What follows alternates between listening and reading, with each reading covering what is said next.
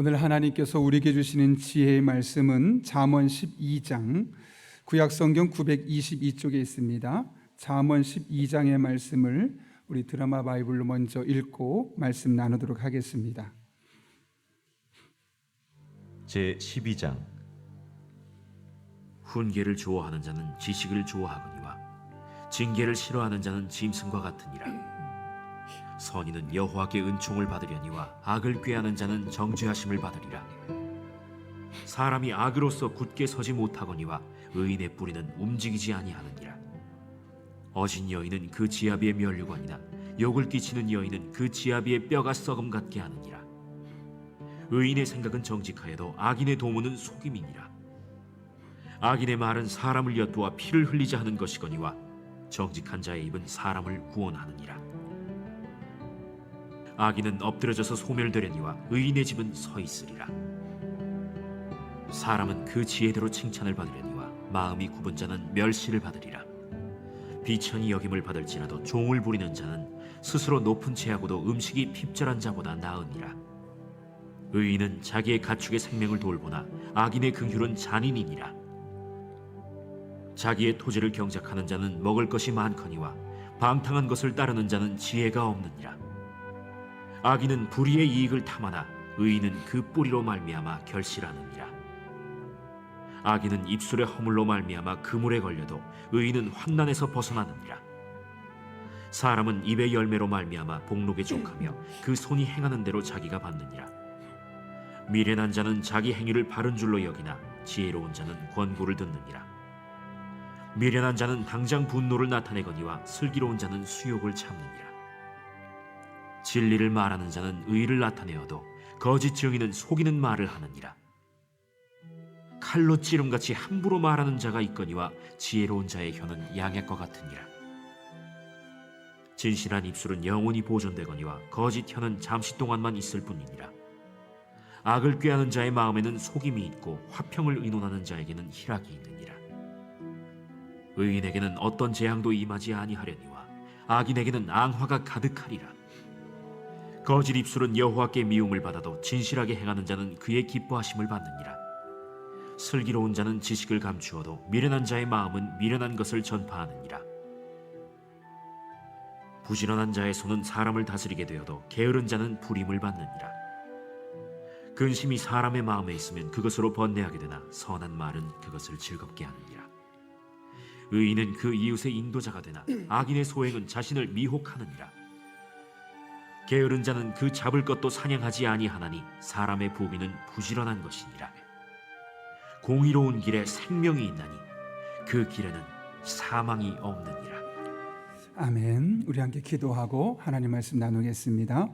거룩하신 아버지 하나님, 이 새벽에 우리를 깨워주시고 기도할 마음을 주시고 기도의 자리로 불러주신 은혜 진심으로 감사를 드립니다. 기도를 배우고 지혜를 배우고 하나님 아버지의 마음을 가슴에 담고 한 사람 한 사람 기도하며 나갈 때 생각이 달라지게 하시고 가치관의 변화가 있게 하시고 우리의 행동에 놀라운 변화가 나타나게 하여 주옵소서. 그리고 이로 말미암아 하나님의 풍성하신 은혜가 우리의 삶에 어떻게 경험되는지 우리가 온전히 경험하게 하시옵고 이것이 우리 입술에 믿음의 고백과 간증이 되게 하시고 우리 가정에 또 다른 믿음의 유산이 될 수 있도록 은혜를 더하여 주옵소서. 그런 가운데 특별한 상황에 놓여 있어 하나님의 도우심이 필요하여 예물을 드리며 기도 제목을 적고 하나님 앞에 기도하는 영혼들이 있습니다.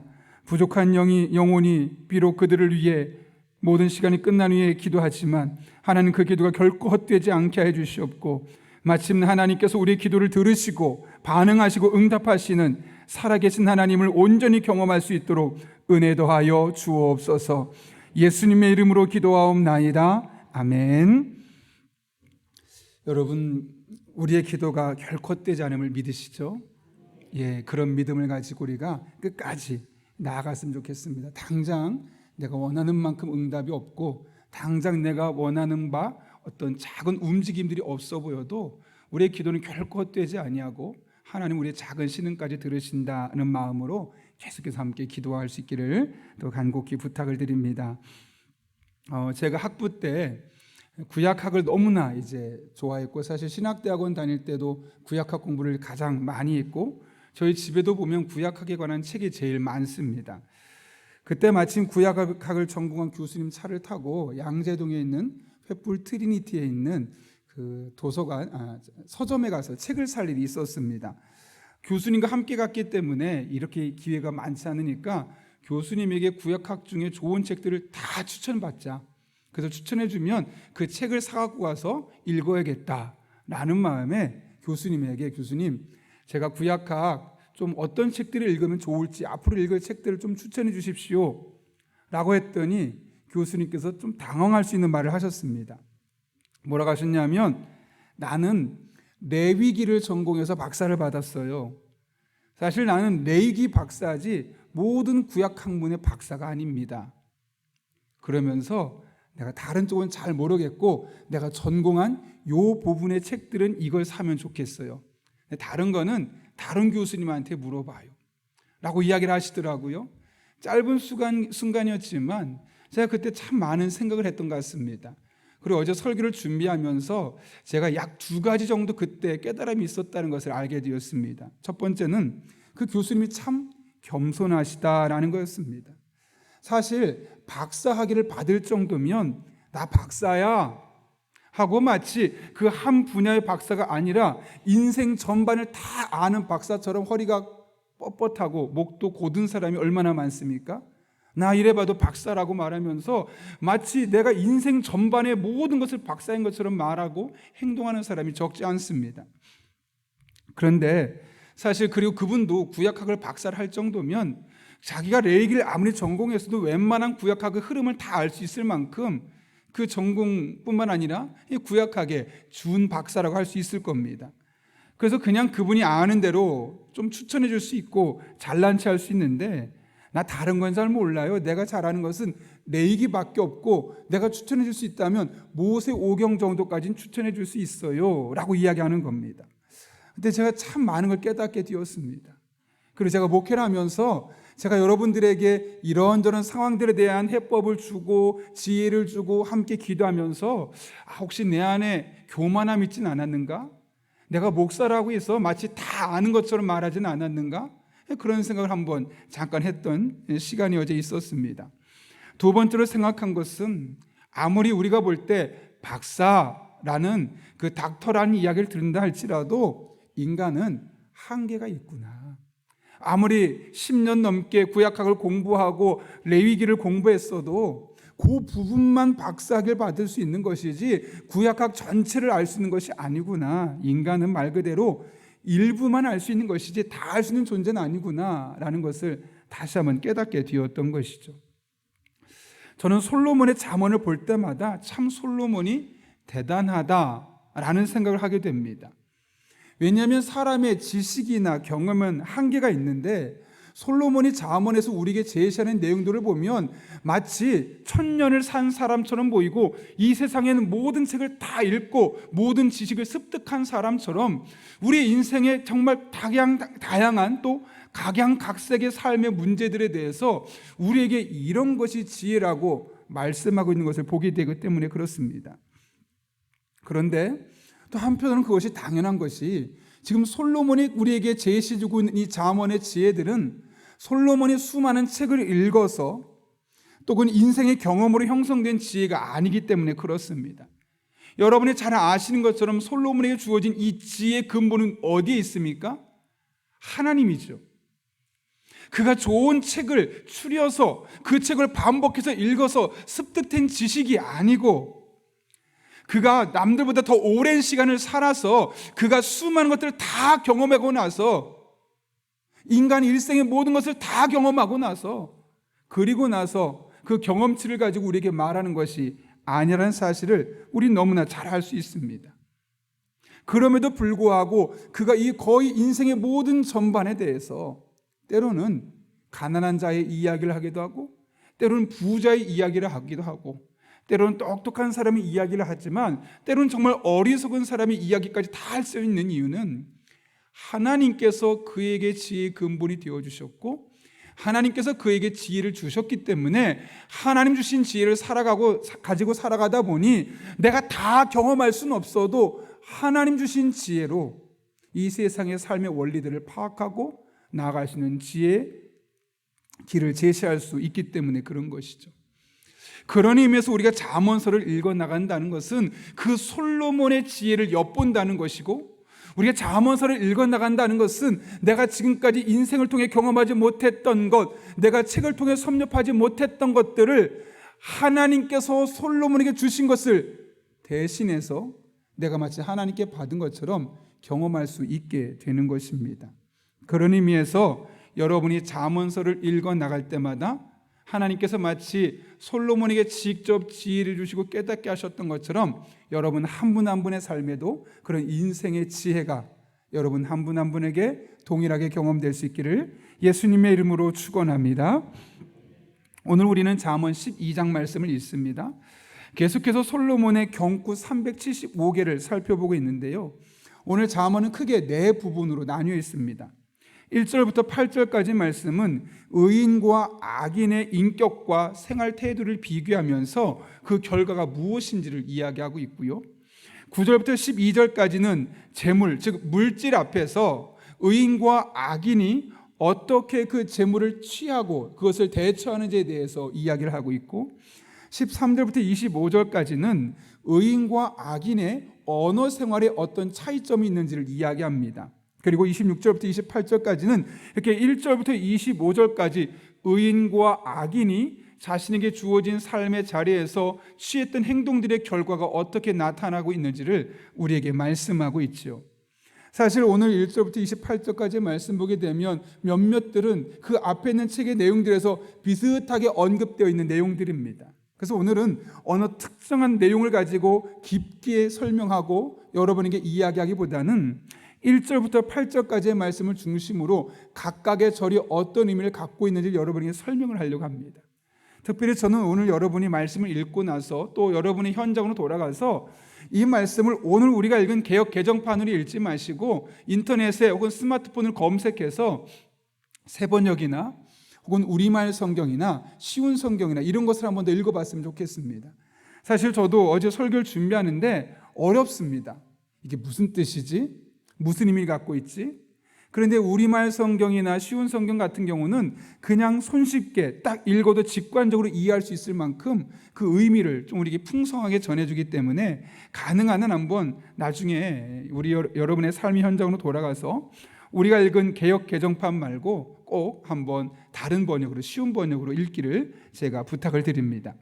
1절부터 8절까지 말씀 한번 짧게 말씀을 살펴보겠습니다. 1절 말씀 같이 한번 읽어볼까요? 시작. 훈계를 좋아하는 자는 지식을 좋아하거니와. 아멘. 여러분, 이게 무슨 말일까요? 누군가 나에게 훈계를 하면 기뻐하라는 것이죠.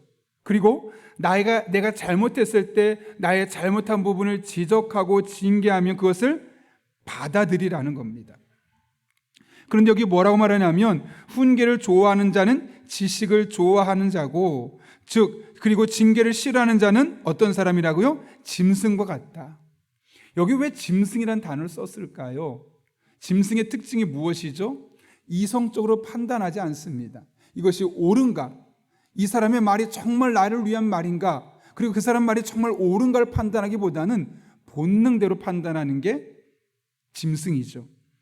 그러니까 훈계를 좋아하는 사람은 그 사람이 나한테 하는 훈계가 정말 그 말이 맞는지 아닌지를 지식적으로 먼저 판단하고 그 말이 나를 위한 것인지 아닌지를 판단하는 그런 능력이 그에게 있고, 그래서 그런 훈계를 기쁘게 받아들인다는 거죠.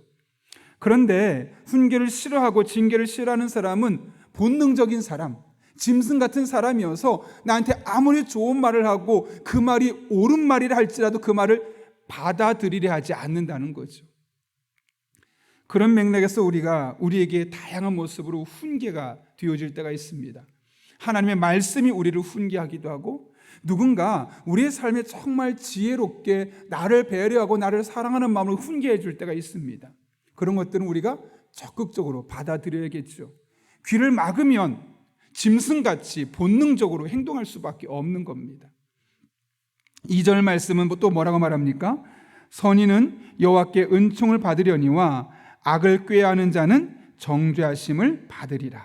이게 무슨 말이냐면 선한 사람은 여호와께 은총을 받는다라고 말합니다.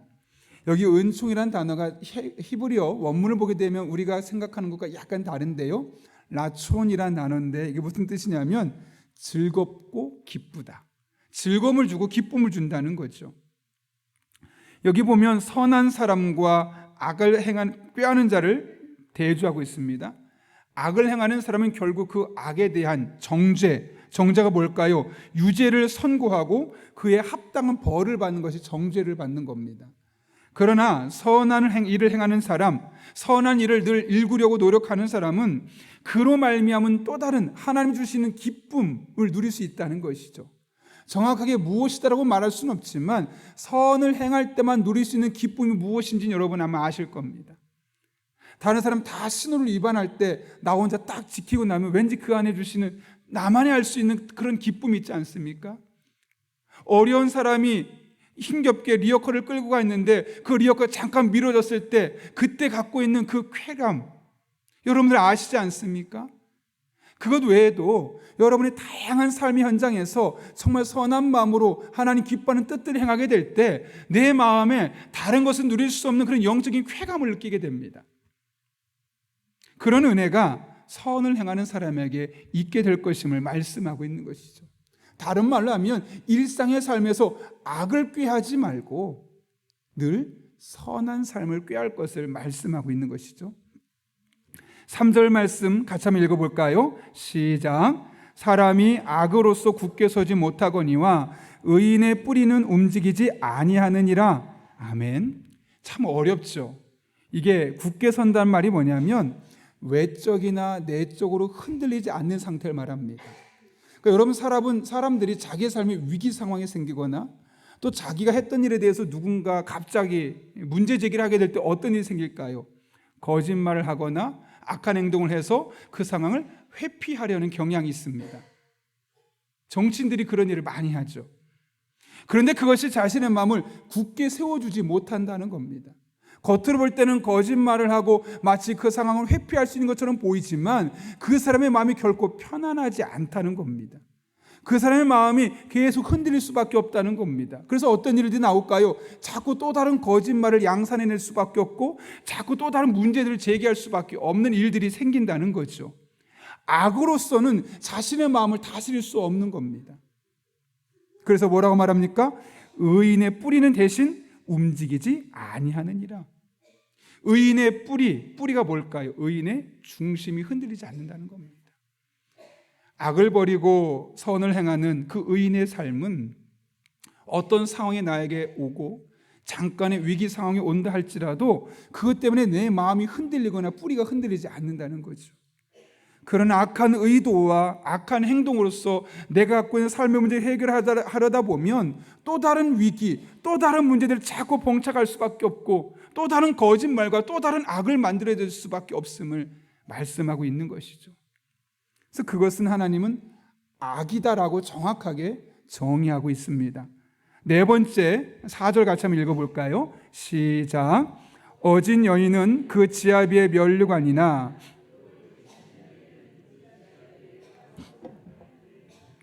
네, 여기 보게 되면 여성이 이제 남편과 어떤 관계를 맺을지에 대해서 이야기하는데요. 어진 여인과 욕을 끼치는 여인, 이 둘로 분류되고 있습니다. 여기 어진 여인이란 말은 무슨 말이냐면 하일이란 말인데 덕망이 있는 사람, 남편을 대할 때 덕스럽게 대하는 사람을 말하는 거죠. 그러니까 감정적으로 반응하지 않고 자신의 인격을 가지고 인격과 인격대로 말하는 겁니다. 자신의 본능대로 말하지 않고 행동하지 아니하고 한 번 더 스탑한 이후에 덕스럽게 말하고 덕 있는 행동을 취하는 그런 여인들은 어떻다고요? 그 남편에게 면류관과 같다. 그런 남편들이 밖에 나가서 뭐라 할까요? 내 아내는 정말 이런 사람이야 라고 면류관을 칭찬하죠. 면류관을 드러내는 것처럼 그렇게 아내를 드러내고 아내를 칭찬하게 되는 그런 일들이 있다는 겁니다.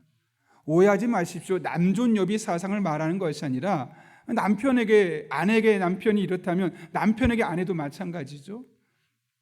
남편도 아내를 덕스럽게 대하고 사랑하면 어떤 얘기를 할까요? 그 아내들끼리 친구들끼리 모였을 때 내 남편 막 이런 것이 아니라 내 남편은 하고 말하는 태도가 달라지겠고, 그럼 그 아내가 결국은 남편에게 면류관이 되는 건 아니겠습니까? 이 덕스럽게 행동한다는 것, 덕망 있게 행동한다는 것이 얼마나 중요한지 모릅니다. 반면에 욕을 끼치는 여인이라고 되어 있습니다. 메비샤라는 단어인데 수치를 주는, 나의 행동과 말로 인해서 내 배우자가 수치를 겪게 만드는 사람이 있죠. 그런 경우는 마치 그 배우자의 뼈를 썩게 만드는 것 같다라고 이야기하는 거죠. 다른 말로 하면 오늘 여러분 4절 말씀이 무엇일까요? 내 행동이 결국 내 남편에게 영향을 주게 되어 있다는 거죠. 그래서 내가 말하고 내가 하는 모든 행동들이 혹시 내 남편이나 내 아내에게 수치심을 안겨주는 행동인가? 아니면 내 남편과 아내에게 덕을 끼쳐서 내 남편에게 나를 자랑할 만하게 만드는 행동인가를 한번 돌아보면서 그런 일상의 삶을 살 것을 우리에게 말씀하고 있는 것이죠. 복잡하게 생각할 것도 없습니다. 내가 행동하는 것이 내 남편에게 수치심을 안기느냐, 아니면 내 남편의 마음을 편안하게 만들고 내 남편에게 자랑거리가 되게 만드느냐, 우리가 잘 생각을 해볼 필요가 있다는 겁니다. 5절 말씀 같이 읽어볼까요? 의인의 생각은 정직하여도 악인의 도모는 속임이니라. 이게 무슨 말일까요? 의인은 늘 뭘 생각하냐? 정직, 바른 것. 그런데 악인은 늘 뭘 생각해요? 도모하는 것이 속이는 거예요. 어떻게 하면 저 사람들을 속여서 내 자리를 유지할 수 있을까? 어떻게 하면 저 사람들을 속여서 내가 경제적인 이득을 취할 수 있을까? 어떻게 하면 저 사람들을 속여서 내가 조금 더 성공할 수 있는 발판을 놓을 수 있을까? 악인과 의인의 평가는 기준이 또 하나가 오늘 나오게 되죠. 무엇입니까?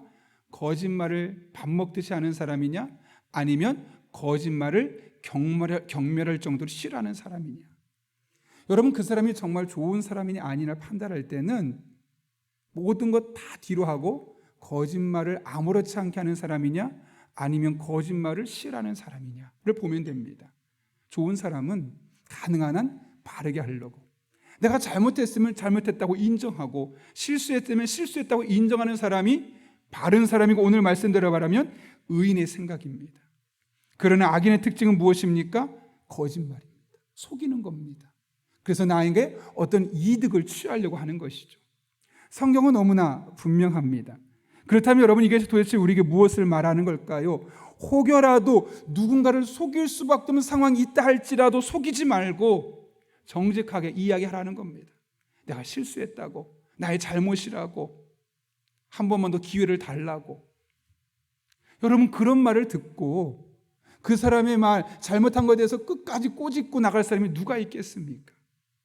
사실 교회 안에서도 문제들이 생기는 거 보게 되면 담임 목사님이 분명히 실수했는데 끝까지 자기는 잘못 안 한 것처럼 행동하려고 할 때 이 당회원들과 또 교인들과 갈등이 생기는 겁니다.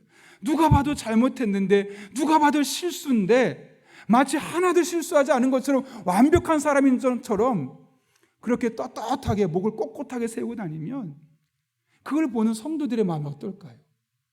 누가 봐도 거짓말인가 아는데. 그러니까 교회가 와해가 되고 목사님을 신뢰할 수 없게 되고 교회가 깨지는 일들이 한국 교회도 얼마나 많은지 모릅니다. 저는 교회 이야기를 했지만 여러분의 일상에서도 우리가 그런 삶을 살아야 된다는 거죠. 계속해서 6절인데요. 같이 한번 읽겠습니다. 시작. 악인의 말은 사람을 엿보아 피를 흘리고 할리자 정직한 자의 입은 사람을 구원하느니라. 그 말을 보아도 그 누군가를 상처를 주고 힘들게 하는 말은 그 사람은 옳은 사람이 아니고 가능한 한 누군가를 구원하고 소망을 주고 희망을 주고 은혜를 끼치고 덕을 주는 말을 하는 사람이 의인에 속한다. 우리로 하여금 그런 삶을 살라는 것이죠. 계속해서 7절 말씀, 그래서 어떻게 됩니까? 악인은 엎드러져서 소멸되려니와 의인의 집은 서 있으리라. 이렇게 말한 이유가 무엇 때문일까요? 1절부터 6절까지 의인과 악인을 대조합니다. 그러면서 지금 7절에서 결론적으로 뭐라고 말하냐면 악인은 결국 엎드러져서 소멸될 것이다. 그렇게 죄를 구하고 잘못된 것을 구하고 다른 사람을 힘들게 했던 이런 일들의 결과는 그에 합당한 결론으로서 심판을 받게 될 것이라는 것이죠. 반면에 의인은 견고하게 서 있을 것이다. 우리라 하여금 뭘 하는 겁니까? 이 악인들의 삶의 태도를 갖지 말고 오늘 본문에 나타나는 의인들의 삶의 태도를 하여금 우리로 하여금 가질 것을 말씀하는 거죠. 사실 8절도 마찬가지입니다. 사람은 그 지혜대로 칭찬을 받으려니와 마음이 굽은 자는 멸시를 받으리라. 여기 마음이 굽다는 말은 뭐냐면 뒤집어졌다는 뜻이에요. 니어와이라는 뜻인데 거칠고 사납다, 이런 뜻을 갖고 있습니다. 그러니까 결국 여러분 오늘 1절부터 8절까지 우리에게 주는 말씀, 결론적으로 9절부터 28절까지 주는 말씀이 무엇이겠습니까? 오늘 본문에 나타나고 있는 악인들의 행동을 절대로 본받아서는 안 되고 지양하고 의인이라 일컬어지는 하나님의 지혜를 추구하는, 하나님의 뜻을 구하는 그런 의인들의 삶의 모습과 행동 패턴을 지향하라고 우리에게 말씀하고 있는 것이죠. 솔로몬은 이렇게 자신이 갖고 있었던 해박한 지혜로 각각의 상황들에 대해서 우리가 어떻게 해야 될지를 말씀하고 있습니다. 제가 이 잠언을 읽을 때마다 한 분이 생각이 나는데 그분이 이런 얘기를 했던 적이 있습니다. 매일매일 잠언을 읽는다고 합니다. 여러분이 잘 아시는 것처럼 잠언이 몇 장까지 있죠? 31장까지 있잖아요. 그래서 31일까지 있는 날이 있으니까 그냥 하루에 한 장씩 읽어나간다는 거예요. 그래서 1절부터 20절까지 있으면 20절까지 다 깊이 있게 생각하는 것이 아니라 그때그때 몇 절씩 마음에 와닿는 것을 가지고 나름대로 묵상하고 내 삶에 적용한다는 거죠. 그래서 왜 그렇게 하느냐 그랬더니 잠언 말씀을 읽으면 마치 내 영혼을 샤워하는 것 같다는 거예요. 무슨 말인지 이해가 되실까요? 여러분 혹시 그 반도체 공장에 사람들 들어갈 때 어떻게 하던가요? 마치 우주복처럼 막 입지 않습니까? 거기서 왜 그런 옷을 입던가요? 그 반도체를 만들기 위한 공정에 들어가서 일을 하다 보면 그곳에 무엇이 있습니까? 재가 있겠죠. 일하는 사람이 있겠지만 방사능이 존재하죠. 그러니까 방사능이 있으니까 그것에 일하고 나올 때 그냥 씻지 않아요. 특수한 약품에 옷을 먼저 씻고 나와서 한번 또 씻고 두세 번을 씻는다고 하더라고요. 왜 그럴까요? 그 방사능을 있는 곳에서 일을 하다 보면 나도 모르게 방사능에 피폭될 수 있으니까 그것을 깨끗이 씻어내는 거죠. 그 깨끗이 씻어내고 나면 그 방사능이 있었던 곳에서 아무리 활동하고 났어도 그 방사능의 영향을 받지 않을 수 있다는 겁니다. 여러분 우리가 살아가는 세상이 약간 그렇다는 생각이 듭니다. 마치 방사능이 이리저리 있는 그 세상 속에서 방사능에 피폭되는 사람들처럼 우리가 이 세상 가치관에 나도 모르게 간접적으로 직접들이 영향을 받는 것 같습니다. TV를 보게 되면서 드라마를 보게 되면서 또 노래를 듣게 되면서 나도 모르게 자연스럽게 그 무대에 있는 장치라든가 무대에서 입고 나오는 사람들의 옷을 보거나 또 드라마에서 나오는 말을 보거나 그들의 삶의 방식을 나도 모르게 듣다 보면 그들의 삶의 방식이 마치 완전히 옳은 것인 것처럼 나도 모르게 영향을 받게 되죠. 마치 방사능에 피폭되는 것처럼 이 세상 문화에 우리도 모르게 피폭되는 겁니다. 그런데 잠언 말씀을 딱 읽고 나면 내가 어떻게 살아야 할지, 내가 어떻게 균형을 잡고 생각하고 내가 어떻게 균형을 잡고 한 걸음 한 걸음 내게 주어진 일상을 살아가야 할지를 보여지는 거예요. 그러니 내가 아무리 이 세상 속에서 다양한 것들을 하면서 지치고 세상 문화에 피폭되었다 할지라도 잠언 말씀을 싹 읽고 나면 내 영혼이 싹 씻어져서 마치 영혼이 샤워한 것처럼 그런 느낌이 들어서 매일매일 잠언 말씀을 읽지 않을 수가 없노라고. 제가 그 얘기를 듣고 그럴 수 있겠다라는 생각을 하게 되었습니다. 여러분은 어떻다고 생각하십니까?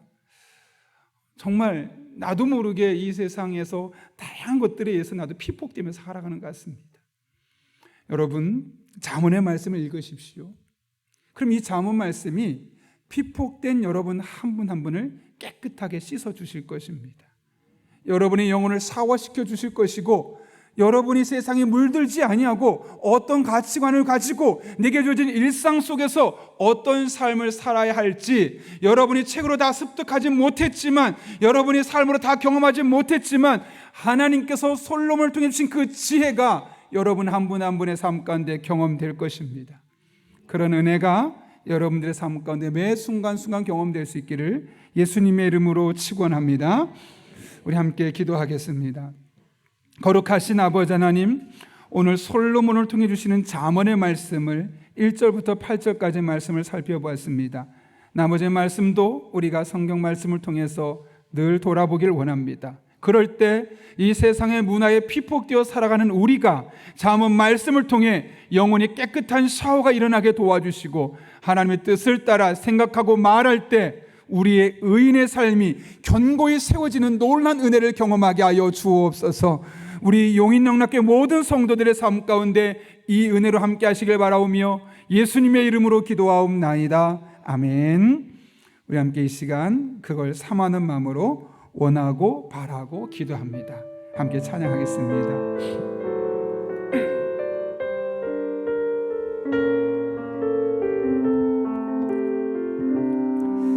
여러분의 믿음의 고백으로 찬양합니다. 이 세상을 살아가는 동안에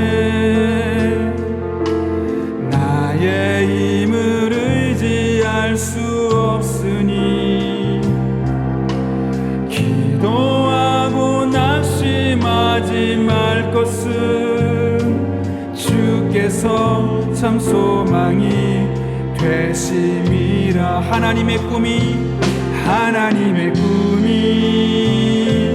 나의 비전이 되고, 예수님의 성품이 나의 인격이 되고, 성령님의 권능이 나의 능력이 되길 원하고 바라고 기도합니다. 다시 한번 이 세상을 살아가는 동안에 나의 힘을 의지할 수 없으니, 그래서 우리가 기도해야만 합니다. 기도하고 낙심하지 말 것은 주께서 참 소망이 되심이라. 하나님의 꿈이 나의 비전이 되고, 예수님의 성품이 나의 인격이 되고, 성령님의 권능이 나의 능력이 되길 원하고 바라고 기도함. 주의 길을 걸어가는 동안에 세상 것을 의지하면 넘어지고 쓰러질 수밖에 없습니다. 세상의 것 의지할 수 없으니, 그렇습니다. 감사하고 낙심하지 말 것은 주께서 참 소망이 되심이라. 하나님의 꿈이 나의 비전이 되고, 예수님의 성품이 나의 인격이 되고, 성령님의 권능이 나의 능력이 되길 원하고 바라고. 다시 한번 고백합니다. 하나님의 꿈이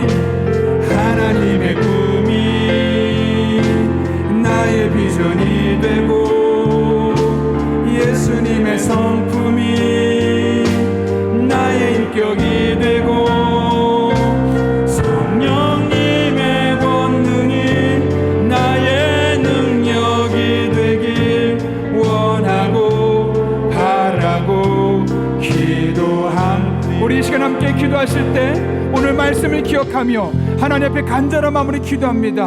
솔로몬에게 보여줬던 그 지혜의 말씀을 내가 경험하기를 원합니다. 하나님 아버지, 잠언의 말씀을 한 절 한 절 읽어 나갈 때 그 그 말씀이 내게 주신 말씀으로 들려지게 해주시옵고, 그 말씀으로 말미암아 내가 책으로 경험할 수 없었던, 인생의 지혜로 경험할 수 없었던 하나님의 놀라운 지혜가 임하게 하여 주시옵소서. 그래서 이 세상을 살아가면서 다양한 것들을 말미암아 비폭당할 수밖에 없지만 하나님의 말씀으로 영혼의 사원을 경험하게 도와주시고 새로워지게 하여 주시옵소서. 성령 충만하게 도와주셔서 마땅히 기도할 바를 알게 도와주시고, 그렇게 기도할 때마다 나의 인생의 모든 것들 합력해서 오늘 이루시는 하나님의 놀라운 은혜가 임하게 하여 주시옵소서. 이런 기도 제목을 가지고 오늘도 3번 기도하는데, 먼저 주여 3번 부르시고 간절한 마음으로 함께 기도하겠습니다. 주여, 주여, 주여. 거룩하신 아버지 하나님, 오늘 하나님의 말씀을 기억하며 간절한 마음으로 기도하며 나아갑니다. 아버지 하나님, 솔로몬에게 부으셨던 그 지혜가 오늘 우리에게도 임하게 하여 주시옵소서.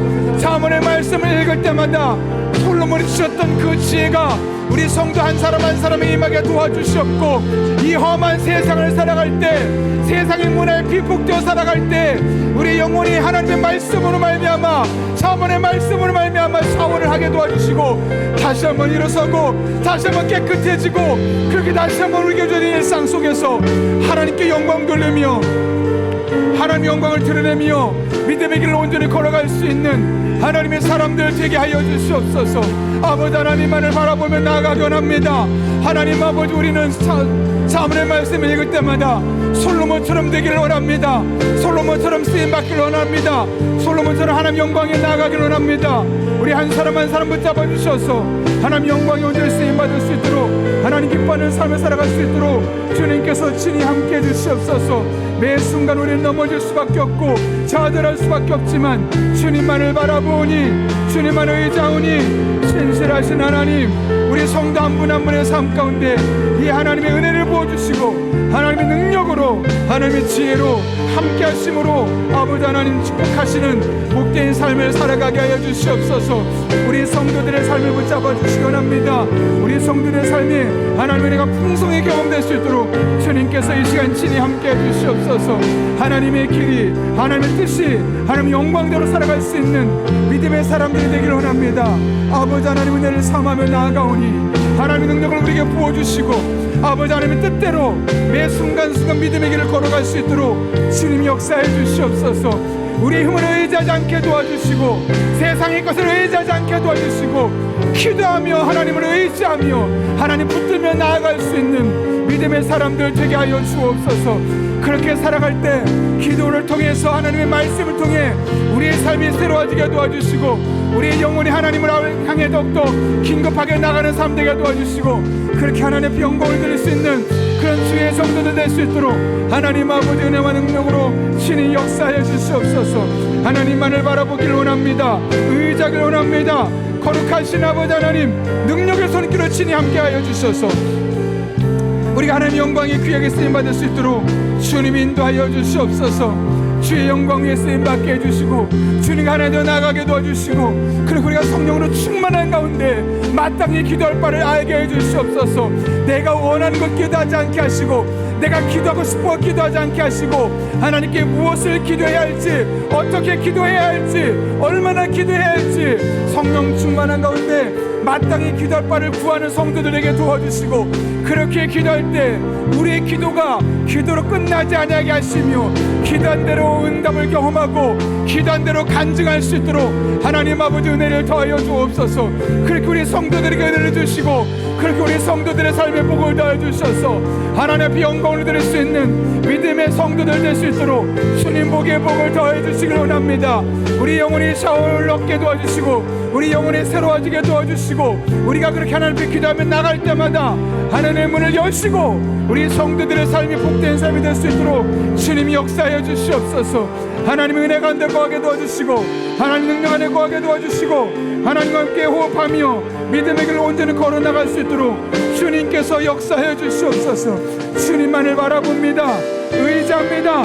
신실하신 하나님, 하나님의 은혜로, 하나님의 능력으로 우리 성도들의 삶에 복을 더하여 주셔서 영광스러운 길, 하나님께서 기뻐하는 길을 온전히 걸어갈 수 있도록 주님 인도하여 주시옵소서.